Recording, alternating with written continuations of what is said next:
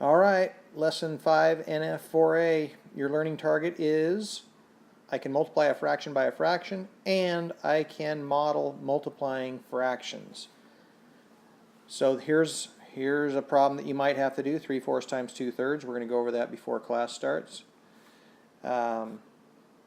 Here's what a model of 3/4 times 2/3 means, and we'll also go over that before class starts. So let's jump on down to some examples. All right. Example 1. The product of 3/4 times 1/3 equals 3/12. Decide whether the model can be used to represent the situation, represent the equation. All right. So here's our problem, 3/4 times 1/3. What that means is we're finding 3/4 of 1/3. So I'm looking for a model that has a third shaded in. I can see this first picture has 1/3 of the whole box shaded in. So does this one. And this one here has 1/4 of the whole thing shaded in. You can see 1 out of 4. So this one is definitely not it. I'd check no.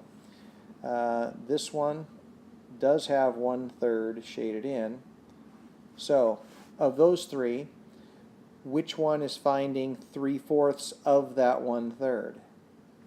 So it looks like the first one is split into 4 sections. 3 of them are shaded in. There's 3/4 of 1/3.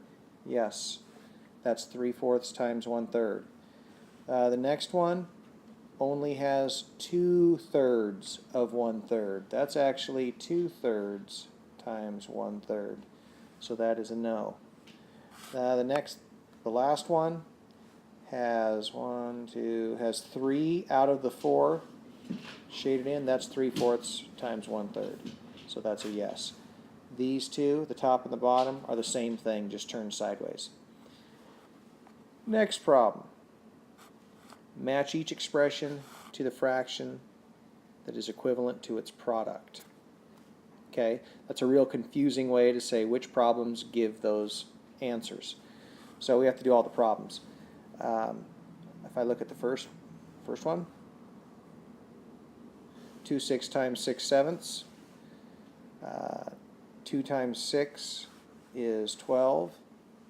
Let's just put the answer back here. 12. 6 times 7 is 42. If I divide those both by 6, I get 2/7. That one goes there. Let's look at the next one. 3/4 times 5/10. I'm going to put it down here. 3/4 times 5/10. That makes 15/40. If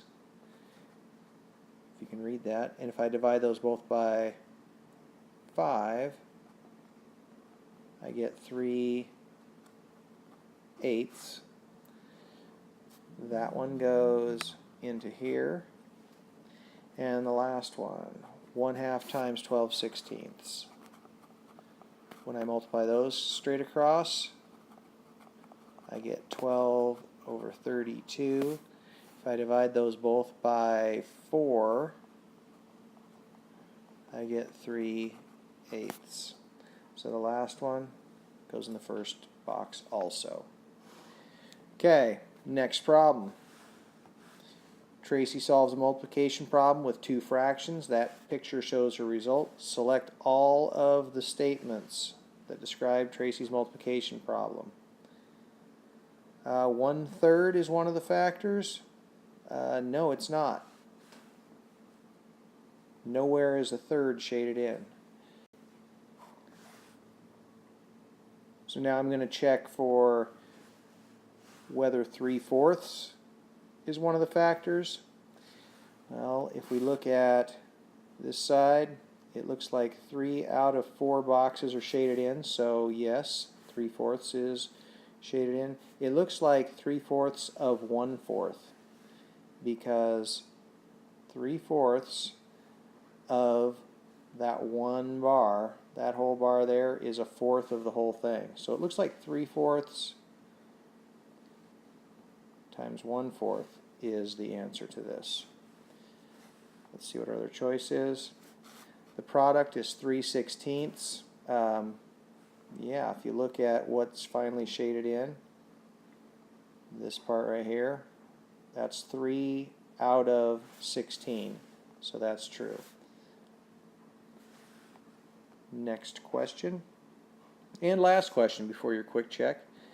Alice solves a multiplication problem with two fractions. The picture shows her result. Select all the statements that describe Alice's multiplication problem. So to me, it looks like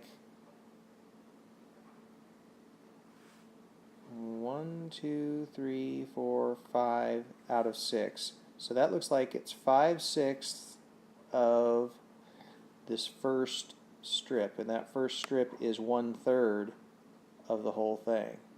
So it looks like it's 5/6 of 1/3, or 5/6 times 1/3, and that ends up equaling 5/18. So let's see which one of these could be true. The fraction 2/3 is one of the factors. No, that is not true. The fraction 1/3 is one of the factors. Yes, that is true. The picture shows 1/6 times 1/3. No, it does not.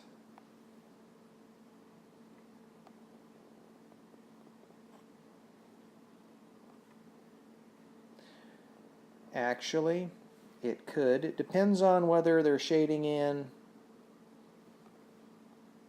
these 5 or whether they're shading in that 1. Let me think about that.